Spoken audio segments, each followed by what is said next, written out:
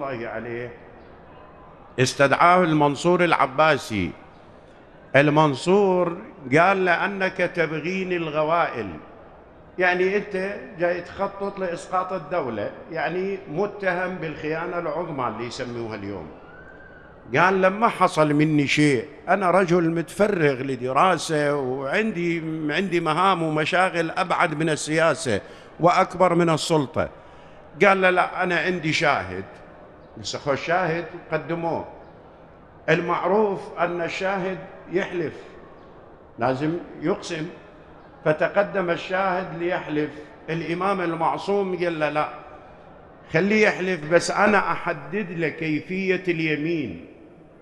ليش يحدد له؟ لأنه يظهر هذا الإنسان المخشادمي حتى من يجي يحلف ويقول أقسم بالله العظيم، هذا التعظيم الله يشكره إلى قد يأجل العقوبة. أكو أمور إحنا ما نفهمها ترى. شهر رمضان المبارك من يقول فصرت أدعوك آمنا وأسألك مستأنسا لا خائفا ولا وجلا مدلا عليك فيما قصدت فيه إليك، فإن أبطأ عني عتبت بجهلي عليك، ولعل الذي أبطأ عني هو خير لي لعلمك بعاقبة الأمور. فيقول يأجل عنا. الإمام المعصوم قال لهم لا، هذا المفروض أن يتصدى لليمين كالآتي، يقول برئت من حول الله وقوته إلى حولي وقوتي أن جعفر ابن محمد الصادق فعل كذا وكذا. هذا بعد شاف اليمين قاتل مو سهل، لكن لازم يحلف. إذا ما حلف المنصور بالتالي هم يقتله، يعني يعتبره معلومات كاذبة. ايش رد علي؟ أقسم بهذا اليمين، بمجرد أن أتم الكلام سقط ميت لساعته. سئلوا للإمام المعصوم قال ليش؟ قال لأن الله تبارك وتعالى وكله إلى نفسه. ماكو شيء، مو احنا شور بيه وعثره، لا، وكله إلى نفسه. إذا وكله الله إلى نفسه ما يقدروا فعلا. انت ملاحظ لقمان الحكيم يقول لابنه، يقول له بني إن كنت في شك من الموت فامنع نفسك من النوم. إذا عندك شك أنك ما راح تموت، امنع نفسك من النوم. وإن كنت في شك من البعث والنشور فامنع نفسك من اليقظة. فإنك تنام ما تقعد، تقول أنا ما أريد أقعد، أريد أبقى في 10 ساعات 20 ساعة 3 أيام 4 نايم، تقدر تستوفي قعدك. إذن الأمور مو بيدي أنا، الإدارة بيد الله تبارك وتعالى. فنسأل الله أن لا يكلنا إلى أنفسنا طرفة عين. فقلنا بعثة الأنبياء لهداية البشر. القرآن الكريم من يقول هو الذي بعث في الأميين رسولا منهم، وقلنا البارحة بمسك الختام أن من للتبعيض، يعني من جوهم، من ناسهم، من طريقتهم، من أجواءهم، حتى تكون اللغة مشتركة ما بينهم. انت ملاحظ هسه اكو بعضنا مثلا قد يكون عالم لا يشق له غبار، لكن من يعطي محاضرة ممكن اكو بعض ناس ينام. ليش ينام؟ عالم يحكي نظريات ضخمة، لكن ما يكلمه بلغته، ما يكلمه بطريقته. فيشوف اكو بون بعيد بين ما يقول هذا العالم وبين مرتكزاته الثقافية. ولذلك القرآن الكريم أحيانا يقول بها المعنى وما أرسلنا من رسول إلا بلسان قومه، لازم بلغتهم وبلهجتهم وبعاداتهم وبثقافتهم تقاليدهم. أما إذا يجيهم بلغة أخرى ما ممكن أن يأثر بهم. المهم بهذا المقطع تبدأ الآية المحور الآخر منها من التقرير القرآن المبارك، يقول وظيفة من وظيفة الأنبياء يتلو عليهم آياته. هسه احنا ندري الآيات قسمين، آيات يسموها تكوينية وآيات تشريعية أو تدوينية عفوا. الآيات التكوينية هو هذا الكون الهائل، وفي كل شيء له آية تدل على أنه واحد. ترى الله تبارك وتعالى دل على نفسه بمخلوقاته، يعني كل واحد الآن يتأمل بعظيم خلقة الله تبارك وتعالى يشدك إلى أن هناك صانع وهناك مدبر.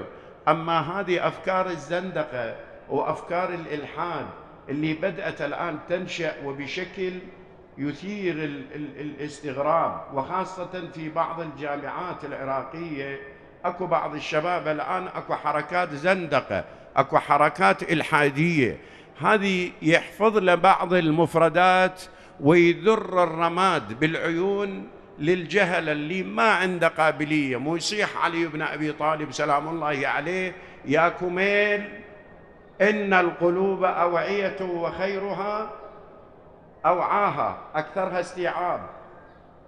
يا كميل العلم خير من المال، المال تنقصه النفقة والعلم يزكو على الإنفاق. ليش؟ لأنه الإنسان اللي عنده علم عنده حصانة فكرية. ولذلك القرآن الكريم أول آية نزلت بالقرآن بالبعثة النبوية الشريفة شنو قالت للنبي؟ قالت: اقرأ، أنا أريدك تكون واعي بحيث عبادتك ناتجة عن علم، ولا تقف ما ليس لك به علم. يستهجن القرآن الكريم نظرية هذا ما وجدنا عليه آباءنا. ترى بالمناسبة احنا نقول أن الأبوين لهما علاقة مهمة جدا بتكوين الجنين جسديا ونفسيا، مو يربوه. صحيح مهمة جدا الأبوين، إما يهودانه أو ينصرانه، لكن يوم القيامة أنا لما أعرض على الله تبارك وتعالى بعقيدتي المنحرفة لا سمح الله، هذه العقيدة يصير لي مبرر أني أنا أقول لقيت أمي وأبوي على هالطريقة ومشيت؟ لا، الله يقول لي مو كيفك، هذا مو دليل ولا حجة أبدا. ولذلك احنا حتى بنقول الآن: لا عذب الله أمي إنها شربت حب الوصي وغذتني في اللبن، وكان لي والد يهوى أبا حسن فصرت من ذي وذا أهوى أبا حسن. أنا أشكر لطف الله تبارك وتعالى اللي هدالي أبوين مؤمنين بالولاية ودلوني على هالطريق بلا تعب ولا عناء. وإلا إذا صارت هي الحجة أنا هذا ما وجدت عليه آباءنا، خل آخرين هم نفس الجواب، هم يقول لك أنا طلعت لقيت أمي وأبوي أحناف، لقيت أمي وأبوي موالك، لقيت أمي وأبوي على دين النصارى، إذن هذه حجة؟ هذه بينة؟ لا أبدا. كل نفس بما كسبت رهينة، ولا تقف ما ليس لك به علم، إن السمع والبصر والفؤاد كل أولئك كان عنه مسؤولا. فبمجرد أن يقرأ الإنسان، ولذلك تشوف ما يقول: اقرأ وربك الأكرم. ترى من هذا المنبر حقيقة، من هذا المنبر احنا نشوف بعض المحسنين، بعض الناس اللي الله سبحانه وتعالى ترى هي ونبلوكم بالشر والخير. انت تعرف جنابك شنو الابتلاء؟ الابتلاء يعني امتحان، يعني فتنة. ترى الابتلاء مو دائما انتقام، الابتلاء اختبار. ولذلك الأئمة الأنبياء يتعرضون للابتلاء، المؤمنين الأخيار يتعرضون للابتلاء، الفساق يتعرضون للابتلاء. بس الابتلاء الهدف منه يختلف. للولي من الأولياء درجة شلون؟ رضا الله رضانا أهل البيت، مو نصبر على بلائه فيوفينا أجور الصابرين.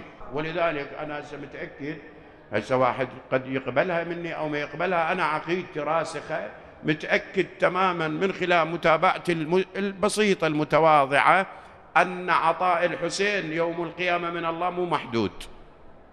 مو محدود، لأنه الإمام الحسين سلام الله عليه تصدى بهالموقف بهالمكان المبارك، قال: لك العتبى يا رب، إذا كان هذا يرضيك فخذ حتى ترضى. طيب بس لو يسألك واحد انصافا: ياهو أكرم الله لو الحسين؟ هو أكيد الله أكرم، مو الله أكرم الأكرمين، ما ينافس بكرمه. طيب يصير أن الإمام الحسين لما يضع كل إمكانياته تحت تصرف الله تبارك وتعالى ويقول له: إذا كان هذا يرضيك فخذ حتى ترضى. ولذلك أنا مقتنع تماما أن النداء سيكون يوم القيامة: يا حسين خذ من الشفاعة حتى ترضى. لازم. اللهم صل على محمد وآل محمد. إذن مر ابتلاء حتى درجة، مر للمؤمن تمحيص: ونبلوكم بالشر والخير فتنة وإلينا ترجعون. شاهد أنا وين أريد؟ أريد أقول أن الابتلاء أحيانا بالخير يصير. يعني شلون؟ يبتليك بنعمة، يبتليك بمال، يصير عندك فلوس هواية، ستة خوش آدمي، بس أنت تتوقع أن هاي النعمة استدراج، توقع أن النعمة ابتلاء. فأقول ألفت نظر بعض الأخوة على النقطة اللي إحنا مرينا عليها، شغلة اقرأ وربك الأكرم. العلم أن الإنسان يفترض بينا إذا الله مكنني وبنيت مسجد، بنيت حسينية، ما لازم أبني ثانية وثالثة، أبني لي مدرسة، أشوف لي منطقة قرية أطفالها صغار بعدهم براعم ويمشون فد 4-5 كيلوات، أكو هيك بالعراق مو فد 4-5 كيلوات مسافة يمشي حتى يروح للمدرسة، يوصل منهك وهو هم تعبان، ريوقه مو مضبوط ضمن هاي الظروف اللي تشوفوها يعيشها البلد، وملابسه رثة وماشي كثر ووجهه مغبر من التراب لأن الطرق أغلبها غير معبدة. مو إذا تحسب كل هذه العوامل، أنا أعتقد إذا تبني له مدرسة وتلم لك طلاب بيها، هذه المدرسة والله لا تقل أهمية عند الله من المسجد. ليش؟ لأنه لولا المدرسة أنا ما اندليت المسجد. ومن الناس والدواب والأنعام مختلف ألوانه، كذلك إنما يخشى الله من عباده العلماء. بس أنا قبل كم يوم أقرأ عن بلد أوروبي عفنا من اسمه، عن بلد يقولون عنه أن المعلم كان أعلى مستوى مرتبات الدولة كلها، وزراء، مدراء عامين، المعلم أقوى راتب. فسئلوا رئيس الوزراء قالوا له احنا مهندسين ينزل لك حقوق الناس.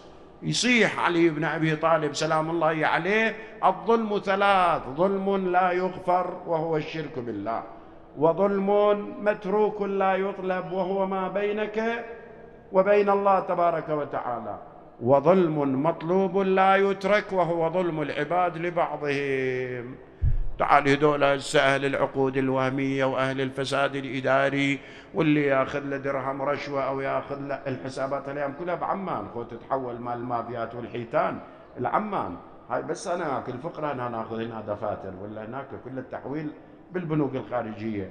هذا العمر يولي ويروح، وراح قارون وراح فرعون وراح النمرود وراح المنصور وراح طاغية العراق. مو هي المقادير تجري في أعنتها، اصبر فليس لها صبر على حالي، تريك يوما خسيس القوم ترفعه إلى السماء ويوما تخفض العالي، وتلك الأيام نداولها بين الناس.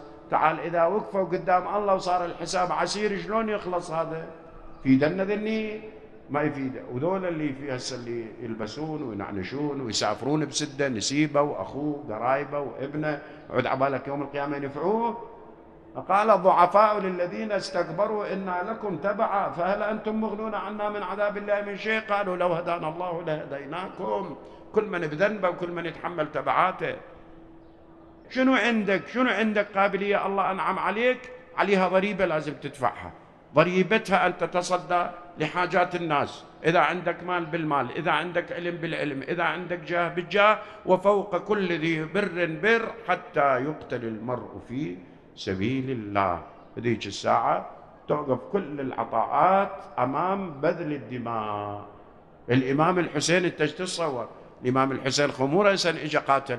الإمام الحسين سلام الله عليه كانت عنده البغيبغة مع الحوائط السبعة كلها تنفق في سبيل الله، وهو يأكل كما يأكل أبوه علي، ويلبس كما يلبس أبوه علي عليه السلام، نفسه يأكل يلبس الخشن ويأكل الجشم.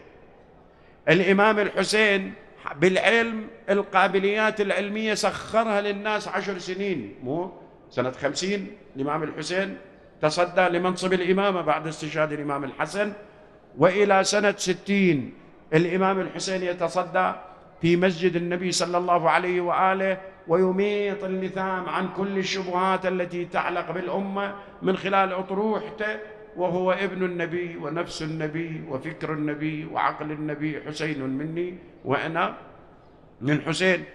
بعد ما شاف الأمة، لا، الأمة مرت بسبات عميق. إيش تحتاج الأمة؟ تحتاج صدمة.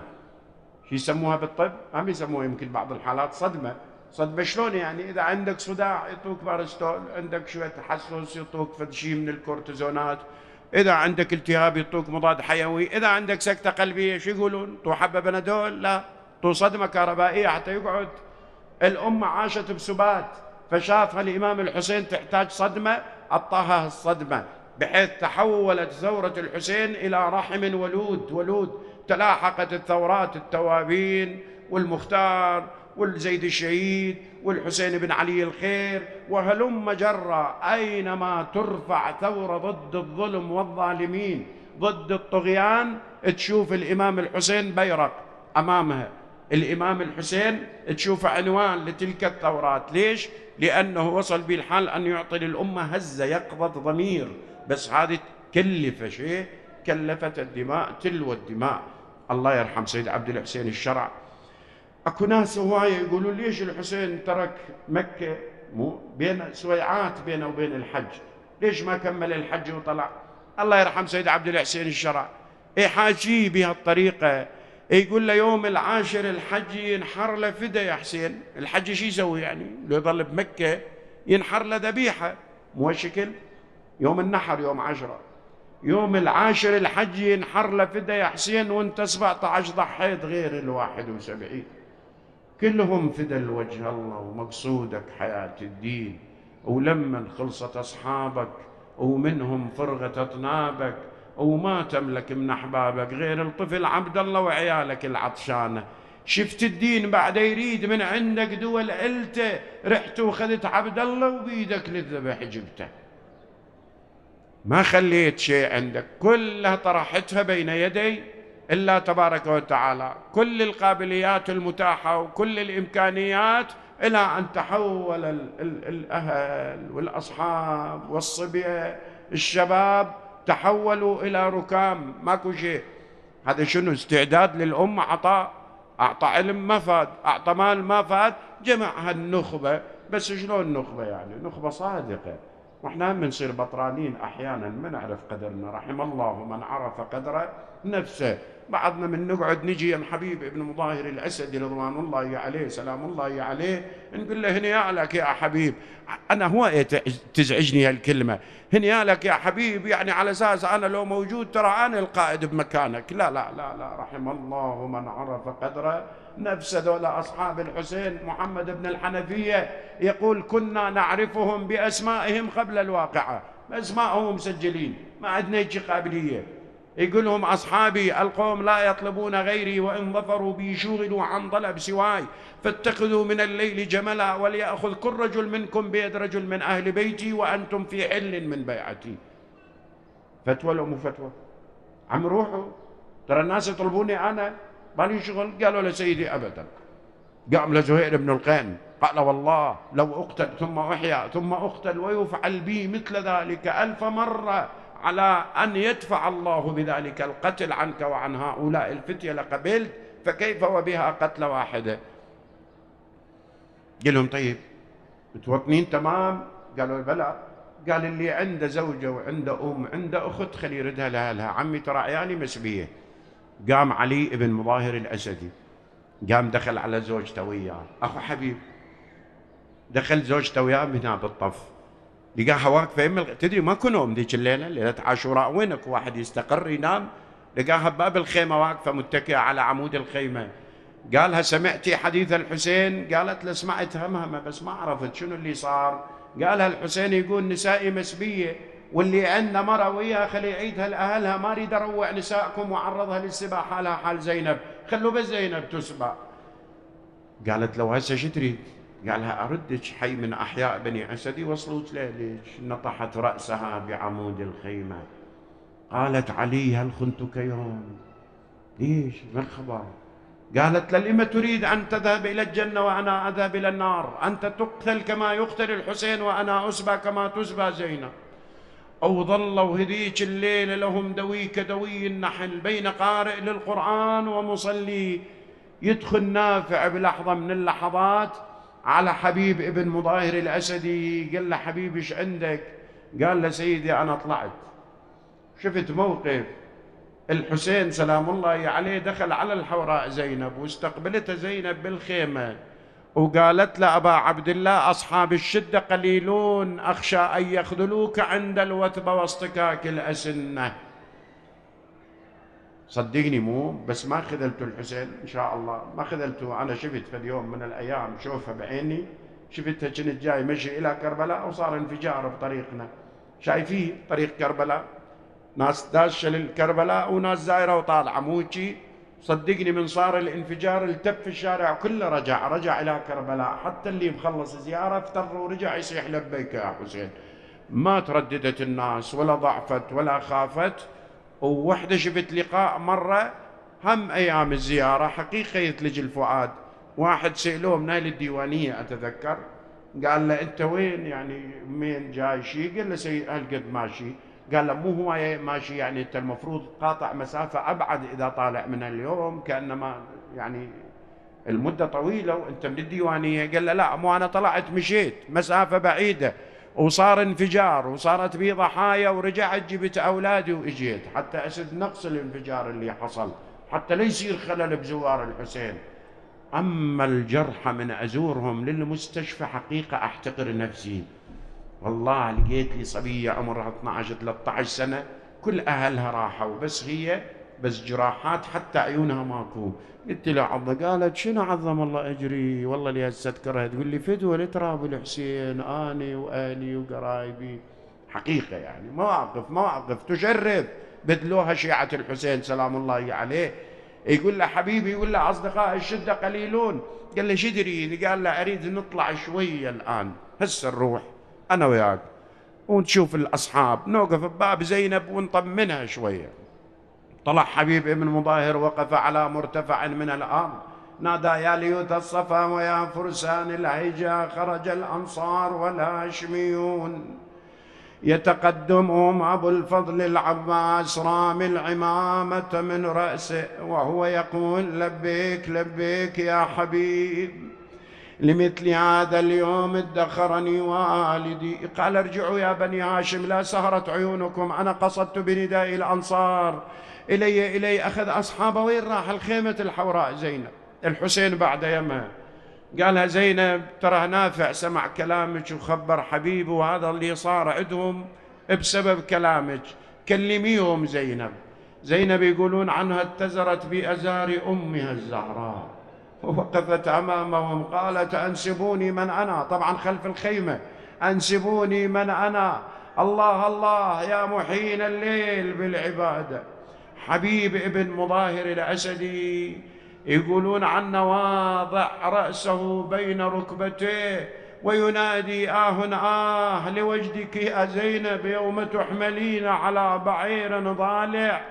تقول له يا أهل الشيم يا أهل الشيم هذا محلكم، اللي الموز ما تذخر هممكم، ما يمناس بأكرام منكم،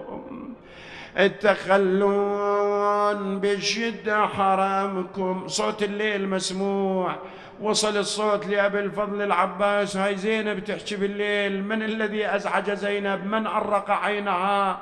وإذا بأبي الفضل العباس حافي القدمين حاسر الرأس يده على قائم سيفه. قال زينب أتخافين وأنا موجود؟ تقول له أنا خايفة لا تقول ما أدري يا عباس يا صوان خدري، أخويا أنا خايفة ينتك ستري. أخي من يحمي بنات محمد يا الله. اللهم نسألك بجلال وجهك الكريم ونتوسل إليك بأحب الخلق إليك بمحمد وعلي وفاطمة والحسن والحسين، فرج عنا يا الله، آمنا في أوطاننا، لا تسلط علينا من لا يرحمنا. اللهم اجعل عاقبة أمورنا إلى خير. اللهم احفظ وأيد وسدد علماءنا. اللهم انصر علي بن أبي طالب في شيعته في مشارق الأرض ومغاربها، من أرادهم بسوء فأرد ومن كادهم فكيد. اللهم انصر شبابنا ومجاهدينا في جبهات القتال، ثبت أقدامهم، سدد رميتهم، ارحم شهداءهم واشفي جرحاهم يا أرحم الراحمين. اللهم اشفي كل مريض، اللهم اقضي دين كل مدين، اللهم فرج عن كل مكروب، اللهم يسر على شبابنا الامتحانات، اللهم أجر الحكمة على قلوبهم وألسنتهم، سهل زواجهم، ارزقهم ذرية الطيبة الطاهرة بحرمة عبد الله الرضيع يا أرحم الراحمين.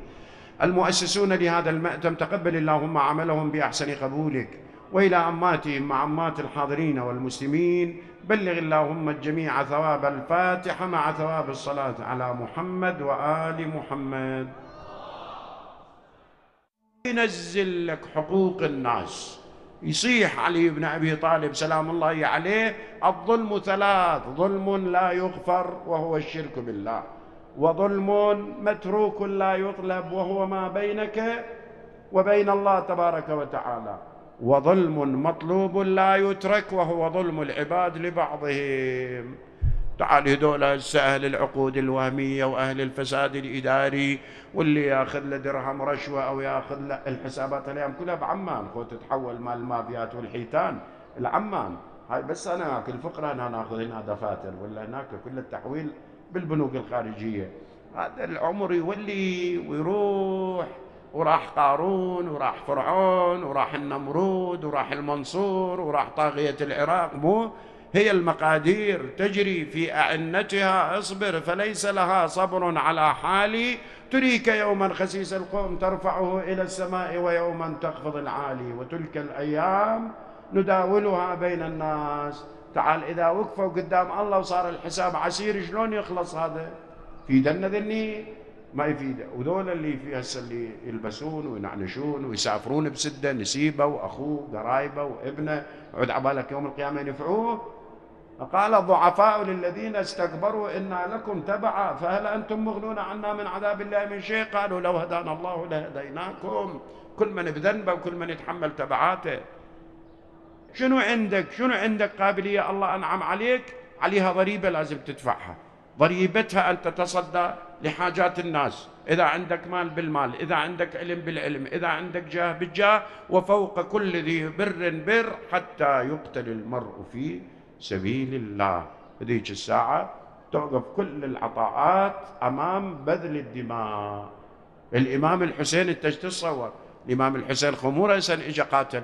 الإمام الحسين سلام الله عليه كانت عنده البغيبغة مع الحوائط السبعة كلها تنفق في سبيل الله، وهو يأكل كما يأكل أبوه علي، ويلبس كما يلبس أبوه علي عليه السلام، نفسه يأكل يلبس الخشن ويأكل الجشم. الإمام الحسين بالعلم القابليات العلمية سخرها للناس 10 سنين. مو سنة 50 الإمام الحسين تصدى لمنصب الإمامة بعد استشهاد الإمام الحسن، وإلى سنة 60 الإمام الحسين يتصدى في مسجد النبي صلى الله عليه وآله، ويميط اللثام عن كل الشبهات التي تعلق بالأمة من خلال أطروحته، وهو ابن النبي ونفس النبي وفكر النبي وعقل النبي، حسين مني وأنا من حسين. بعد ما شاف الأمة، لا، الأمة مرت بسبات عميق. إيش تحتاج الأمة؟ تحتاج صدمة. شو يسموها بالطب؟ هم يسموها يمكن بعض الحالات صدمة.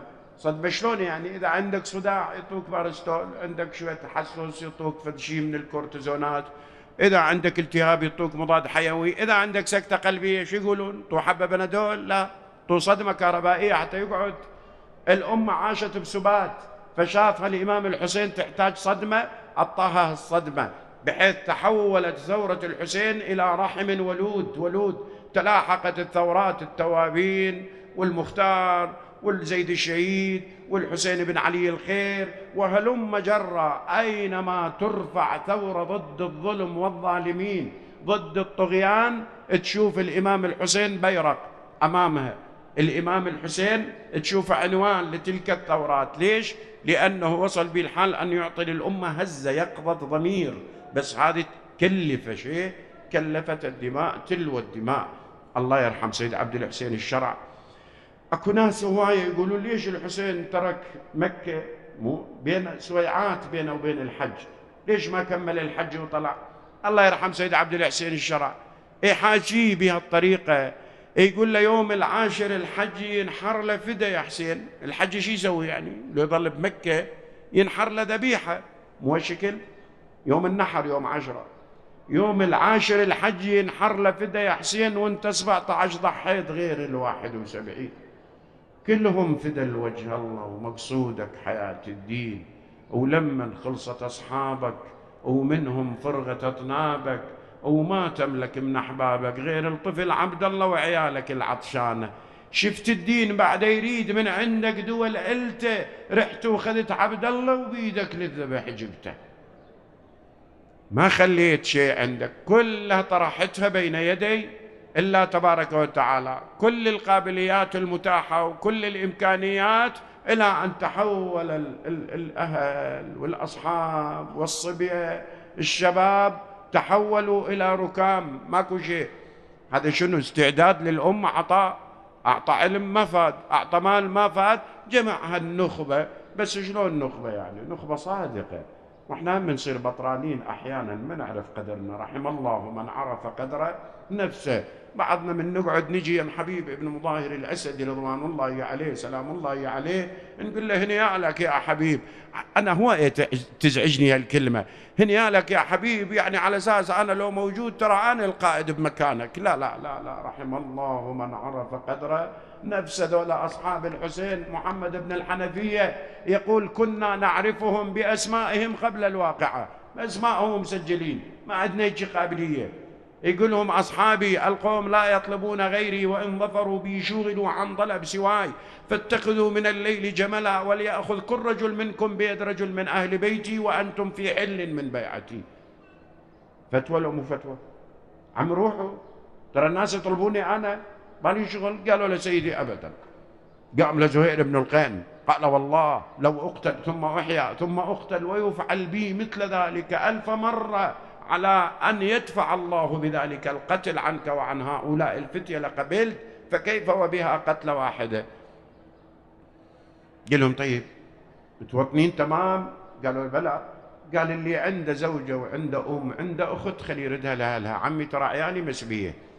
قام علي بن مظاهر الأسدي قام دخل على زوجته وياه، أخو حبيب، دخل زوجته وياه هنا بالطف، لقاها واقفة تدري ماكو نوم ذيك الليلة، ليلة عاشوراء، وينك واحد يستقر ينام؟ لقاها بباب الخيمة واقفة متكئة على عمود الخيمة.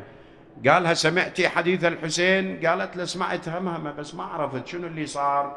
قالها الحسين يقول نسائي مسبية، واللي عنده مرة وياها خلي يعيدها لأهلها، ما اريد اروع نسائكم وعرضها للسبا حالها حال زينب، خلوا بس زينب تسبى. قالت له هسه شو تريد؟ قالها أردك حي من أحياء بني أسد وصلوك ليش نطحت رأسها بعمود الخيمة. قالت علي هل خنتك يوم؟ ليش ما الخبر؟ قالت لما تريد أن تذهب إلى الجنة وأنا أذهب إلى النار؟ أنت تقتل كما يقتل الحسين وأنا أسبى كما تسبى زينب. أو ظلوا هذيك الليلة لهم دوي كدوي النحل بين قارئ للقرآن ومصلي. يدخل نافع بلحظة من اللحظات على حبيب ابن مظاهر الأسدي، قال له حبيبي ايش عندك؟ قال له سيدي أنا طلعت شفت موقف الحسين سلام الله عليه دخل على الحوراء زينب واستقبلته زينب بالخيمة، وقالت له أبا عبد الله أصحاب الشدة قليلون، أخشى أن يخذلوك عند الوثبة واصطكاك الأسنة. صدقني مو بس ما خذلت الحسين إن شاء الله، ما خذلته. أنا شفت في اليوم من الأيام شوفها بعيني، شفتها كنت جاي مشي إلى كربلاء وصار انفجار بطريقنا، شايفيه طريق كربلاء، ناس داشة للكربلاء وناس زايرة وطالعة موجي. صدقني من صار الانفجار التف الشارع كله رجع إلى كربلاء، حتى اللي مخلص زيارة افتر ورجع يصيح لبيك يا حسين. ما ترددت الناس ولا ضعفت ولا خافت. ووحدة شفت لقاء مرة هم أيام الزيارة حقيقة يثلج الفؤاد. واحد سألوه من أهل الديوانية أتذكر، قال له أنت وين يعني مين جاي شي؟ قال له سيد هالقد ماشي. قال له مو هو ماشي يعني أنت المفروض قاطع مسافة أبعد إذا طالع من اليوم، كأنما يعني المدة طويلة وأنت من الديوانية. قال له لا مو أنا طلعت مشيت مسافة بعيدة وصار انفجار وصارت بي ضحايا ورجعت جبت أولادي وإجيت حتى أسد نقص الانفجار اللي حصل حتى لا يصير خلل بزوار الحسين. أما الجرحى من أزورهم للمستشفى حقيقة أحتقر نفسي. والله لقيت لي صبية عمرها 12 13 سنة كل أهلها راحوا، بس هي بس جراحات حتى عيونها ماكو. قلت له عظة، قالت شنو عظم الله أجري، والله لي هسه أذكرها تقول لي فدوة لتراب الحسين أني وأهلي وقرايبي. حقيقة يعني مواقف تشرف بذلوها شيعة الحسين سلام الله عليه. يقول له حبيبي، يقول له أصدقاء الشدة قليلون.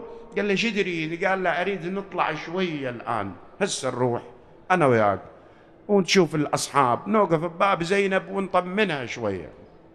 طلع حبيب ابن مظاهر، وقف على مرتفع من الأرض، نادى يا ليوث الصفا ويا فرسان الهيجا، خرج الأنصار والهاشميون.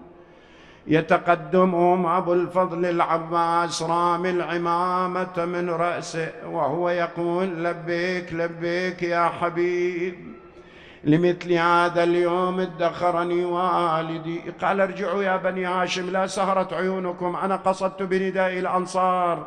إلي أخذ أصحابه. وين راح الخيمة الحوراء زينب؟ الحسين بعد يمها.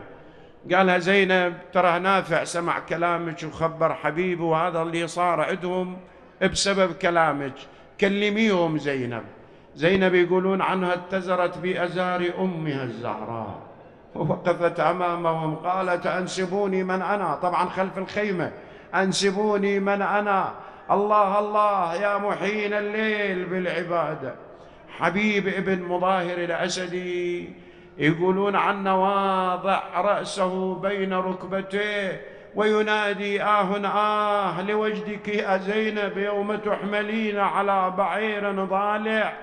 تقول له يا أهل الشيم يا أهل الشيم هذا محلكم، اللي الموز ما تذخر هممكم، ما يمناس بأكرام منكم، التخلون بالشدة حرامكم. صوت الليل مسموع، وصل الصوت لأبي الفضل العباس. هاي زينب تحكي بالليل، من الذي أزعج زينب؟ من أرق عينها؟ وإذا بأبي الفضل العباس حافي القدمين حاسر الرأس، يده على قائم سيفه. قال زينب أتخافين وأنا موجود؟ تقول له أنا خايفة لا تقول ما أدري يا عباس يا صوان خدري، أخويا أنا خايفة ينتك ستري. أخي من يحمي بنات محمد يا الله. اللهم نسألك بجلال وجهك الكريم، ونتوسل إليك بأحب الخلق إليك بمحمد وعلي وفاطمة والحسن والحسين، فرج عنا يا الله. آمنا في أوطاننا، لا تسلط علينا من لا يرحمنا. اللهم اجعل عاقبة أمورنا إلى خير. اللهم احفظ وأيد وسدد علماءنا. اللهم انصر علي بن أبي طالب في شيعته في مشارق الأرض ومغاربها، من أرادهم بسوء فأرد، ومن كادهم فكيد. اللهم انصر شبابنا ومجاهدينا في جبهات القتال، ثبت أقدامهم، سدد رميتهم، ارحم شهداءهم واشفي جرحاهم يا أرحم الراحمين. اللهم اشفي كل مريض، اللهم اقضي دين كل مدين، اللهم فرج عن كل مكروب، اللهم يسر على شبابنا الامتحانات، اللهم أجر الحكمة على قلوبهم وألسنتهم، سهل زواجهم، ارزقهم ذرية الطيبة الطاهرة بحرمة عبد الله الرضيع يا أرحم الراحمين. المؤسسون لهذا المأتم تقبل اللهم عملهم بأحسن قبولك، وإلى أماتهم مع أمات الحاضرين والمسلمين بلغ اللهم الجميع ثواب الفاتحة مع ثواب الصلاة على محمد وآل محمد.